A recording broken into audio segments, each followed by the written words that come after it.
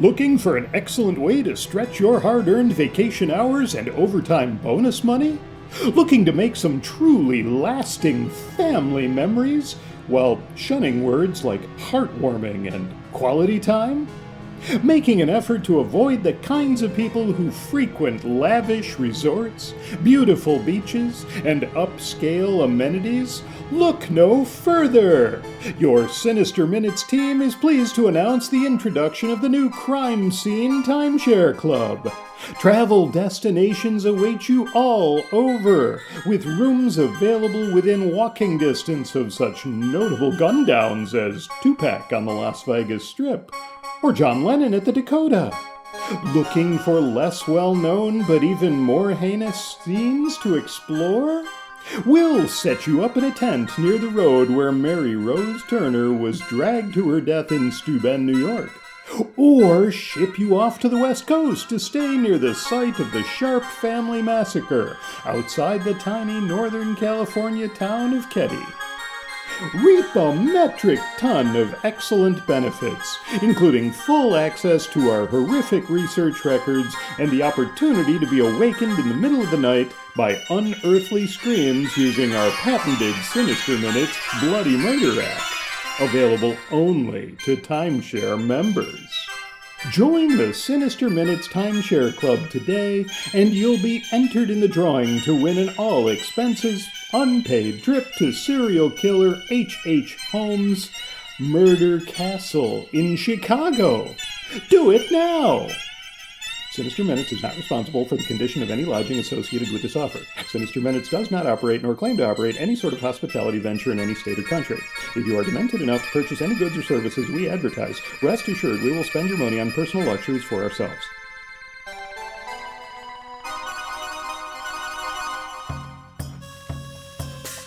Got a minute or two? We have a way to make it not okay. Welcome to Sinister Minutes. I'm your host, writer and storyteller Kurt Homan. Next to me is the master of macabre musical musings, the maestro of mood, Tim Parker. Together, let us take you on a journey into the dark heart of disturbing. Sinister Minutes. It's not okay.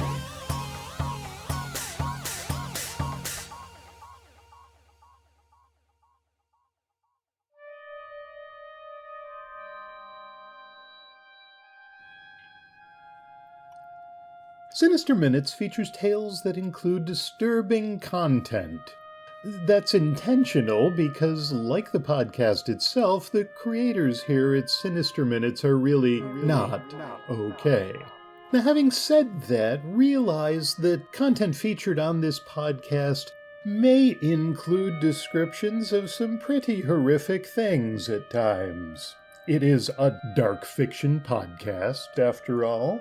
So we hope that you are anticipating some degree of abuse and blood, of harm and death, of suicide, of sex, of injury, of mutilation, of pain, and certainly some profanity, maybe a little bit of screaming, occasionally some threats, a bit of torture, a bit of victim blame. And as always, at some point, we're sure that you're going to encounter some witches. Don't say we didn't warn you.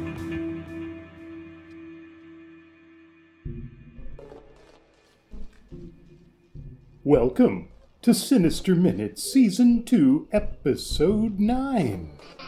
Admit it. You're tired of waiting, aren't you? Tired of waiting in line at the grocery store while the person ahead of you counts out each individual coin and then goes back to look for paper coupons that may or may not have expired. You're tired of waiting at the DMV for an hour, only to be told that you were in the wrong line, and how the hell can so much stuff require a face-to-face visit in an age when you can order a pizza from 500 miles away and expect to have it delivered for dinner without even having to get out of bed? At least you don't have to wait any longer for a new episode of Sinister Minutes to drop.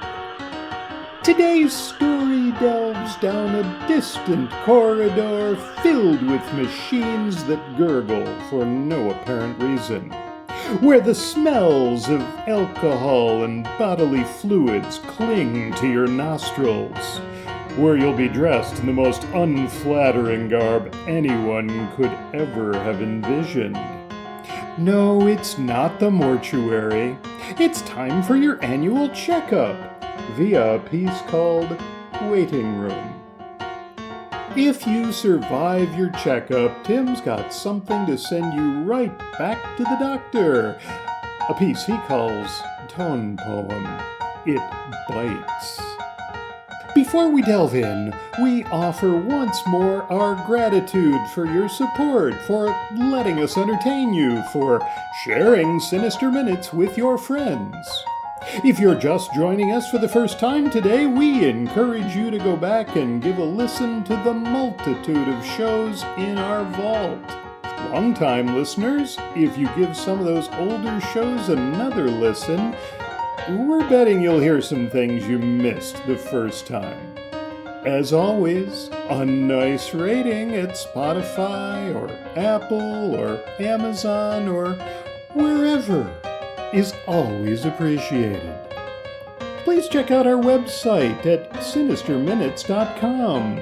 You can still find us under Sinister Minutes on Blue Sky and YouTube and Facebook, but SinisterMinutes.com gives you a place to find links to all the episodes, places to subscribe, some juicy bits about the creators, and if you've got a story of your own, something with a dark or sinister bent, something you'd like to hear on a future Sinister Minutes episode, well, just visit SinisterMinutes.com and fill out the submission form included there. We read every entry, only occasionally jabbing one another with erasers and sharp pencils.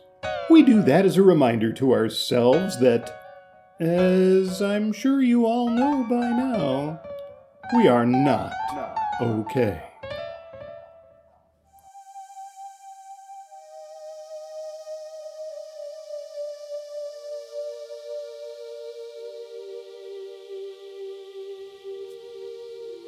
Waiting Room, written and narrated by Kurt Homan. Greta Johnson? Alex glanced up from his phone. A blonde, unsmiling nurse in blue scrub pants and a floral top scanned the waiting room. She repeated the request, voice now loud enough to break through the hypnotic drone of the television.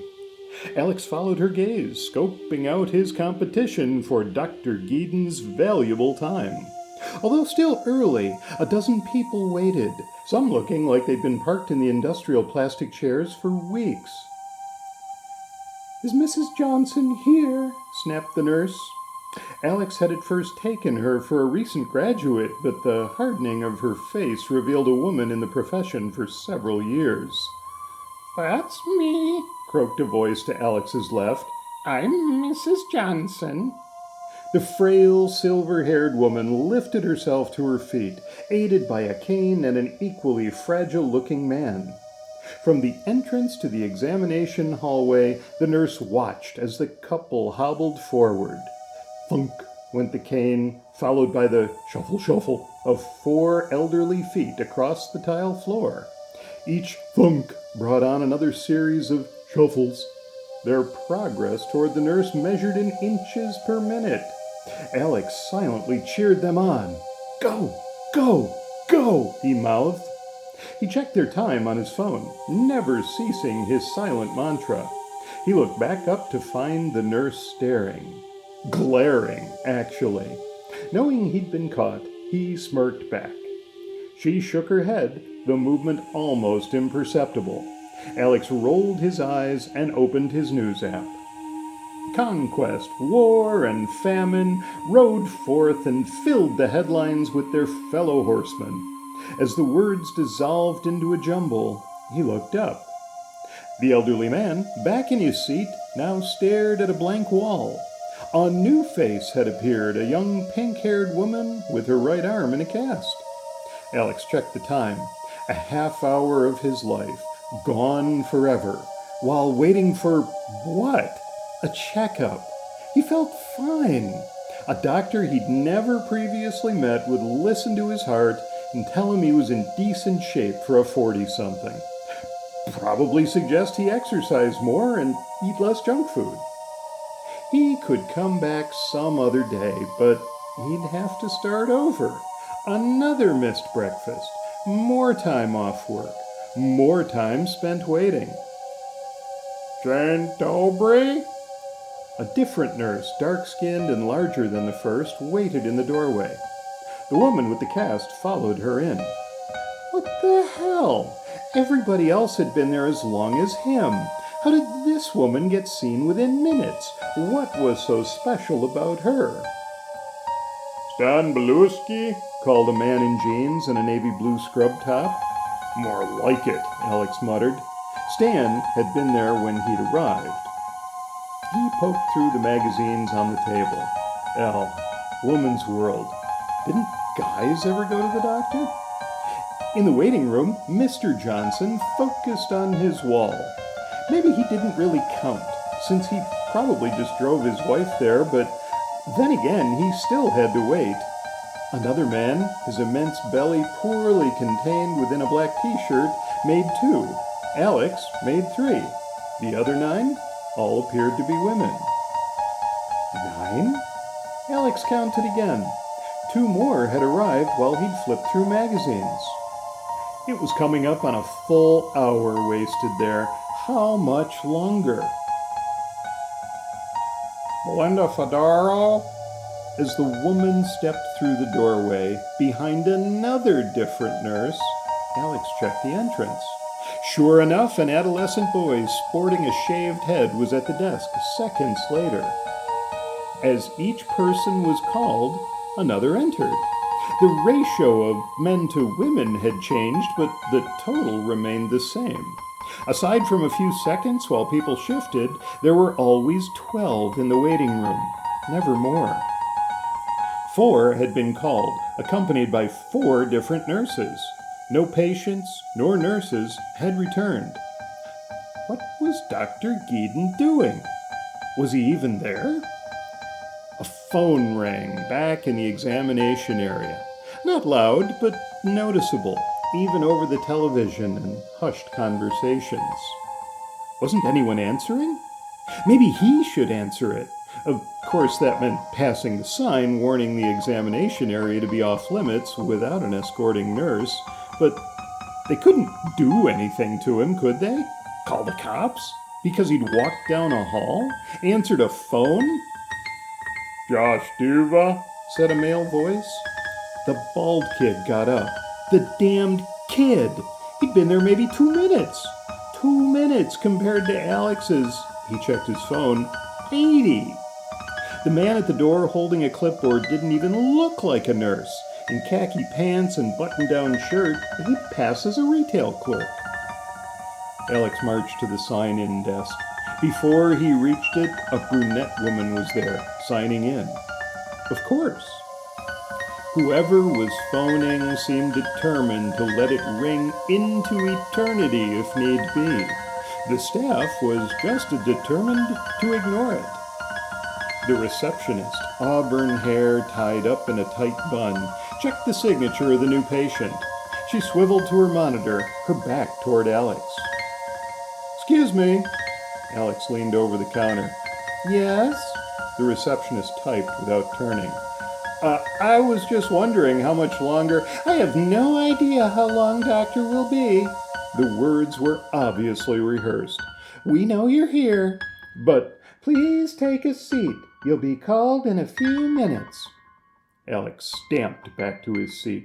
She hadn't looked at him, didn't even know who was talking to her, didn't care. He was one more head of cattle, lined up and waiting for a final knock on his forehead. He started researching doctors who would take his insurance, knowing full well there were none nearby. Distracted, he stared at the office entrance. Would someone else come in? If they did, it would push the balance past 12. They'd be forced to take him. Would it work the other way? If he stepped out, would another patient return to the waiting room? The balance always restored within seconds. If he tried, he wouldn't miss the unlikely event of his name being called. Mrs. Johnson had been called 3 times after all. Alex stepped through the exit door and set a timer. 30 seconds ought to do it. When the countdown reached 20, a woman in a navy blue suit stepped off the elevator and approached. When she reached the door, he opened it for her and followed. A glance around the room confirmed his suspicion. Including him and the woman in the suit, there were 12 people. In the scant seconds he'd been out in the hallway, 2 patients had been called. It was not coincidental. What the hell was going on? Some greater mystery than possible high blood pressure was at hand, and he was determined to get to the bottom of it. Over 2 hours had passed since he'd signed in. Of course, the sign-in sheet would provide a clue. Alex returned to the reception desk, eager to see where his name appeared. As before, the receptionist kept her back to him. He slid the clipboard closer. It took a moment to find his name, as it had been struck through. "Excuse me," he said. "You'll be called in a few minutes," said the woman. Yeah, I understand, but my name's been crossed out." "Did you leave the office?" "No, yes, but just for a few seconds. If your name was called and you weren't here, they scratched you out." "What?" "I stepped outside the door for... It really was just a few seconds." "I'm sorry. You can sign in again." "I've been here over 2 hours." Alex leaned forward close enough to steam up the closed glass window. "We're a little backed up today. Doctor had an emergency this morning. Do you want to sign back in or..." "Could you look at me, please?" He clenched his fists. She wheeled around, mouth tight. "There's no need to take that tone with me." Hands up, he backed away. With a loud sigh, he signed the sheet a second time. With a flourish, he circled the crossed-out name and drew a line between them. He no longer cared about his checkup. He was all about figuring out what the hell was going on. The inner door opened to a tall, gaunt man wearing a black suit. "Alex DeCory?" Alex rose and shook his head. The moment his interest in seeing the doctor vanished, his turn came. As if they knew. The tall man cocked his head at the sign-in sheet, then ran a line through Alex's name. "Follow me, please." Through the door lay a long, brightly lit hallway, devoid of people or equipment. It stretched into the distance, perhaps 100 closed doors on either side. The tall man kept a brisk pace, and Alex hurried to keep up. They passed door after door, no numbers or names marking any of them. Occasional unlabeled manila folders rested in wooden pockets. How did the doctor know which patient was where? They stopped at a door identical to the others. In both directions, the hallway appeared endless, not even an emergency exit sign. Without a word, the man opened the door, motioned Alex inside, and closed it behind him. Weird. Normally, an accompanying nurse would put him on a scale, measure his height, take his pulse and blood pressure. Was the tall man even a nurse? The dark suit was more appropriate for an undertaker in an old horror movie than a healthcare professional. The room, at least, was standard. A stool on wheels, an examination table, posters describing the horrible things awaiting anyone who didn't take Lunafex or Aqualor. Alex perched on the table and pulled out his phone. The waiting room's lack of Wi-Fi had been no surprise, but back here, even cell service displayed no bars. Alex thumbed his way through his apps for something to fill the next phase of waiting. He wondered who had taken his place in the waiting room. What happened at the end of the day? Did they allow the waiting number to drop below the magical dozen an hour before closing? Or did they send 12 angry people home at once, telling them to return in the morning? The knock startled him.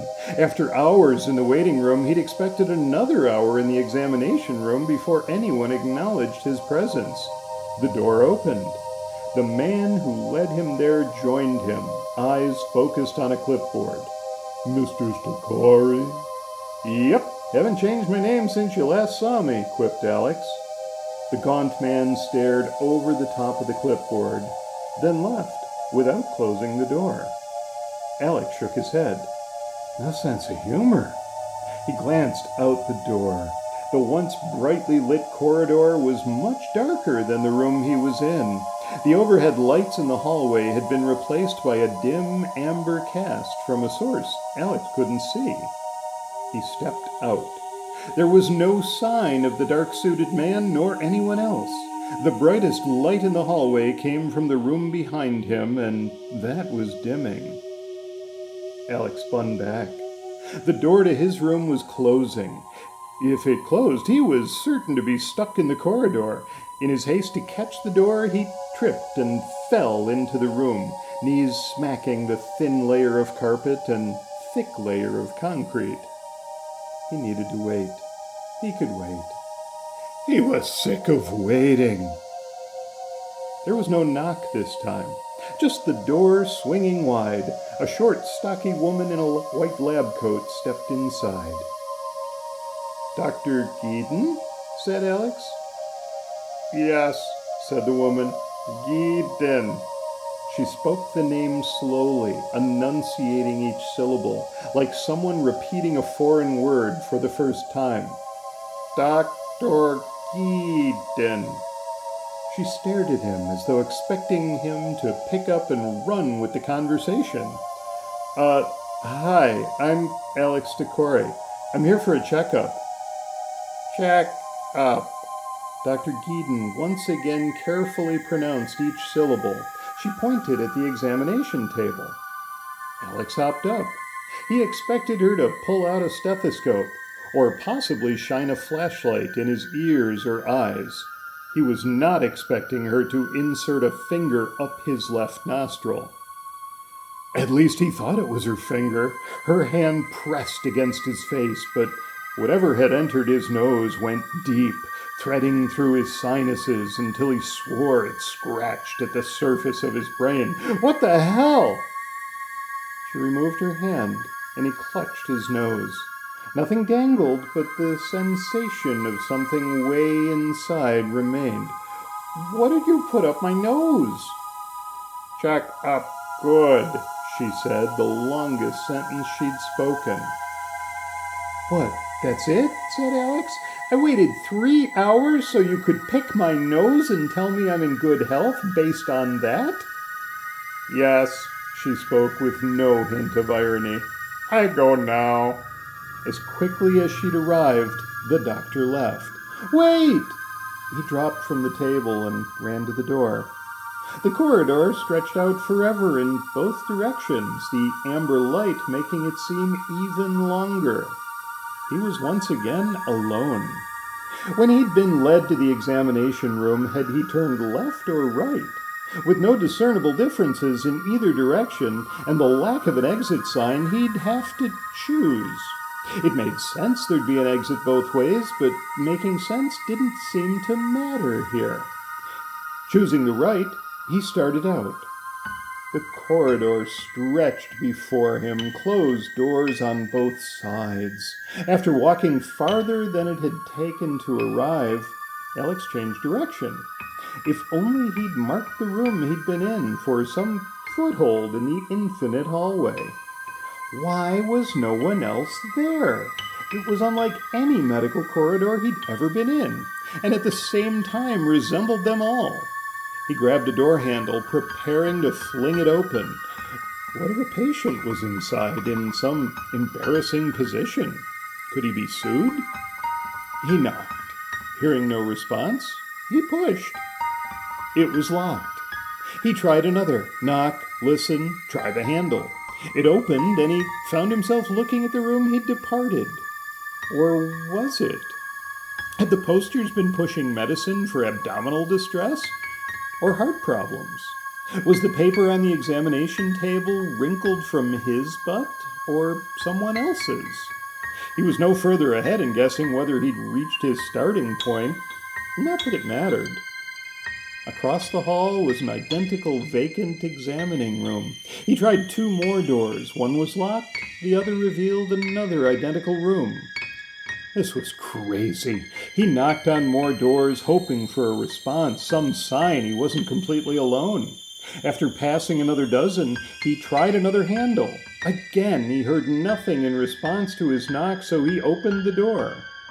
The sound of nothing was matched by the sight of nothing.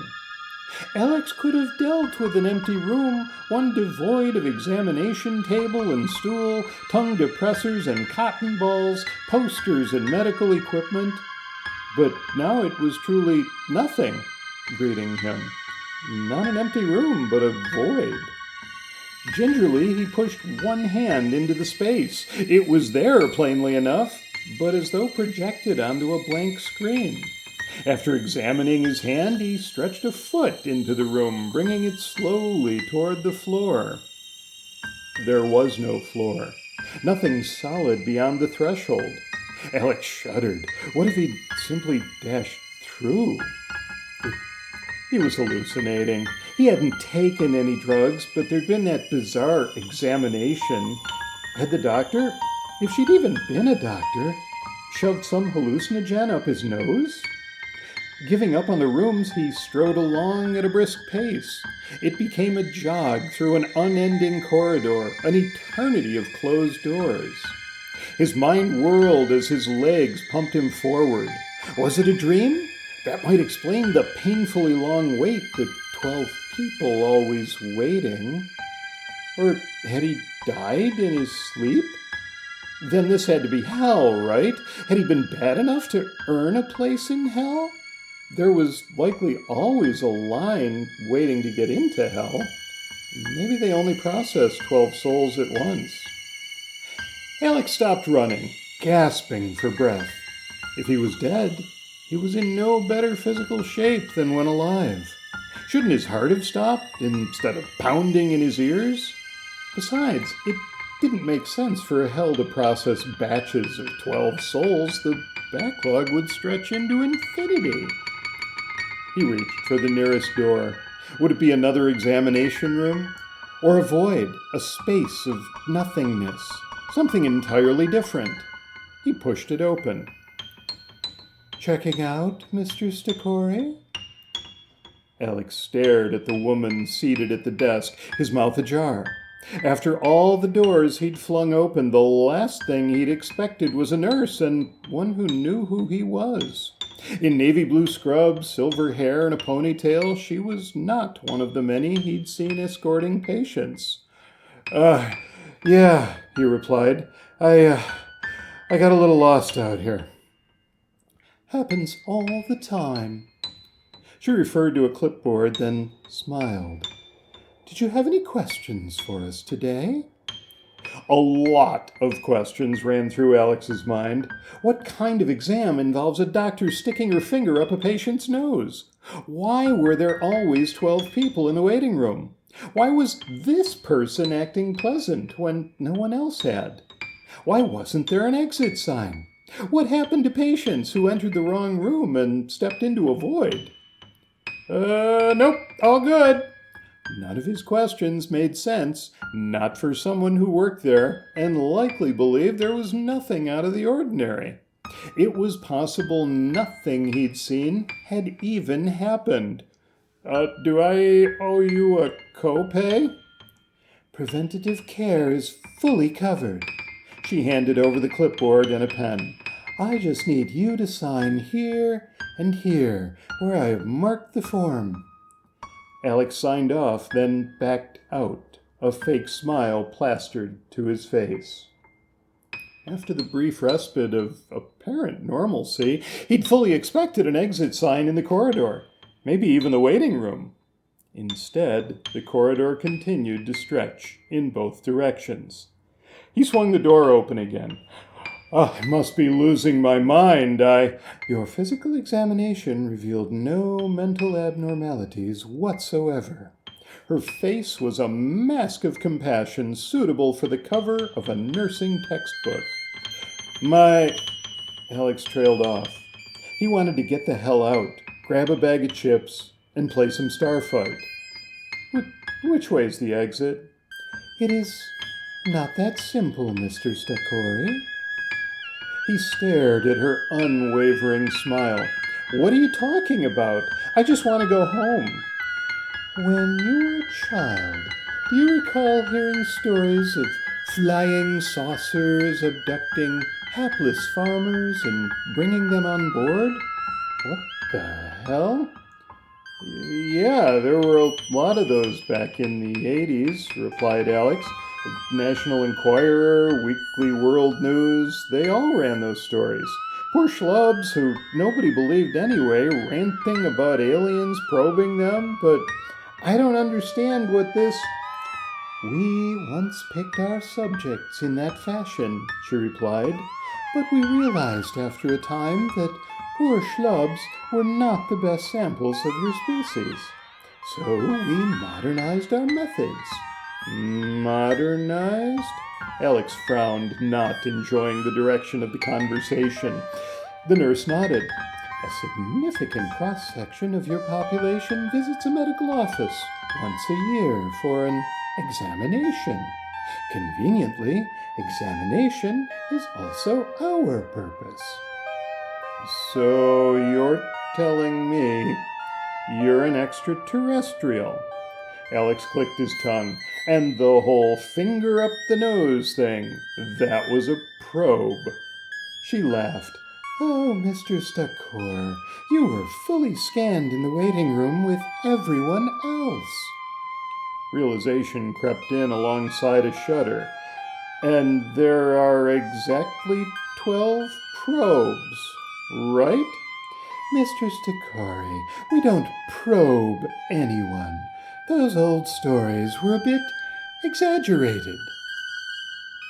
Alex put both hands on her desk. Then what the hell did you shove up my nose? She showed no sign of backing away. What you are referring to was your surgery. My surgery? His anger collapsed, leaving only trepidation behind. Mr. Stakori, your brain carried a cancerous tumor that would have ended your life in 2 months, 3 days, and 5 hours. That growth has been neutralized. Well, thank you. He stood straight once more, one hand rising to his face. But why? You pull people into this clinic, fix the broken ones, and send us away? In removing your tumor, I have prolonged your life, and therefore given myself a potentially longer period of study. Did you put something in my brain? Both hands went to his skull. So now I go live my life with you seeing everything I see, feeling everything I feel. Oh, Mr. Stakori! Her smile had not changed, but no longer felt disarming.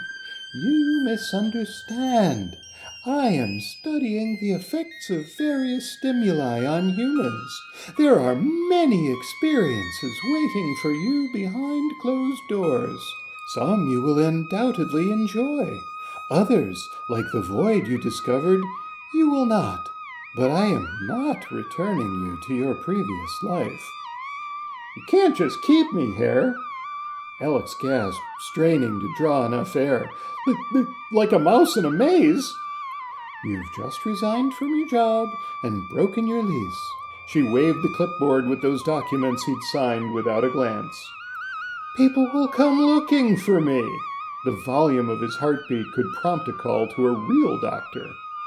My projections reveal you would have perished at home, lacking close family or friends, working at a profession where you are easily replaceable.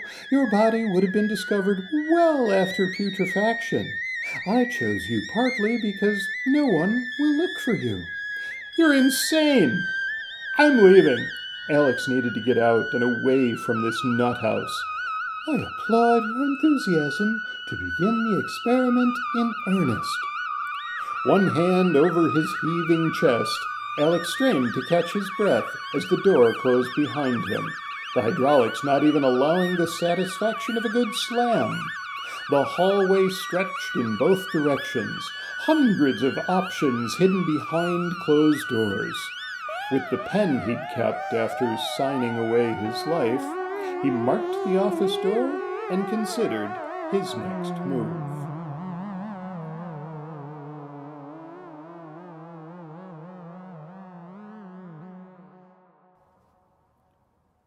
Tone Poem, It Bites. Composed and performed by Tim Parker.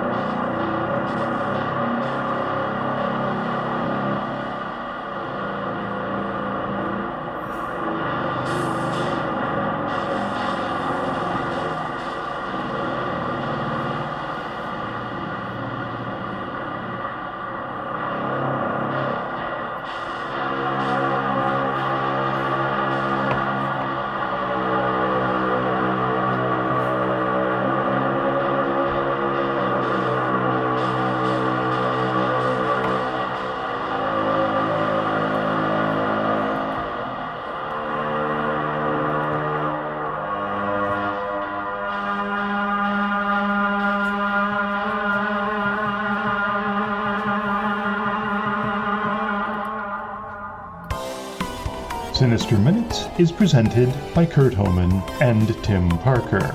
The musical score was composed and performed by Tim Parker. Our production team consists of Kurt Homan and Tim Parker. On behalf of everyone here at the Sinister Minutes podcast, namely Kurt Homan and Tim Parker, we thank you for listening, for joining us as we explore all the ways in which we are not okay. This audio program is copyright 2024 by Kurt Homan and Tim Parker under a Creative Commons Attribution, Non-Commercial, No Derivatives license.